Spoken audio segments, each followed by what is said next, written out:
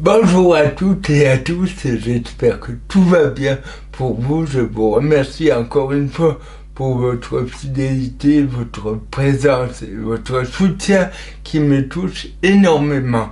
Alors aujourd'hui, un gros morceau de la philosophie, ce qu'on appelle la passion. Alors il y a des pétés de définition sur la notion. Moi, celle qui me porte, c'est le cas de dire, c'est la passion en tant que ce qui est plus fort que nous. L'attirance, la colère, la jalousie, la tristesse, mais aussi la joie et l'amour. Et c'est super de considérer que la joie est une passion, qu'elle dépend pas entièrement de nous, qu'il ne suffirait pas d'actionner un bouton à l'intérieur de nous pour avoir la banane, et peut-être que le premier exercice spirituel, la première étape de cette pharmacopée, c'est de repérer, finalement, comme disait Nietzsche, l'homme n'est pas une causa sui, c'est-à-dire on ne se donne pas à soi sa propre existence, et on est lié au monde, lié aux autres, et peut-être qu'un exercice c'est de repérer cette météo interne et voir que telle rencontre, telle activité, ça peut me plomber ou me faire rayonner. C'est peut-être ça une partie du gai savoir repérer ce qui nous plombe et ce qui nous met en joie.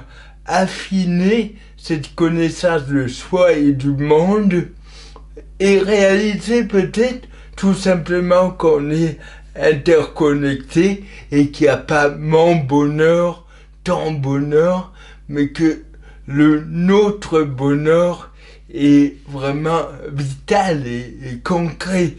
Comment être heureux, planqué dans son coin. Je crois vraiment que le bonheur solitaire est une connerie monumentale. Une deuxième clé pour cette pharmacopée sur la passion nous vient à la fois de la tradition bouddhiste et des stoïciens qui nous proposaient de repérer justement la passion quand elle naît. Il est dangereux d'attendre que la maison crame tout à fait pour appeler les pompiers. Et peut-être qu'appeler les pompiers de l'âme, parce qu'on est souvent pyromane, peut-être qu'on allume les feux intérieurs, ou plutôt, sans culpabiliser, on n'est peut-être pas attentif à l'étincelle qui déclenche la passion.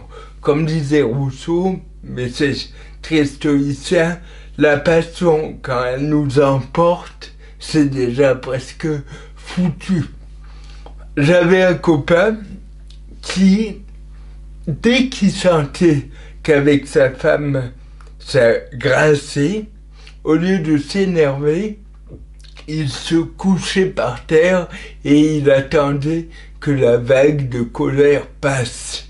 J'aime beaucoup cette philosophie pratique.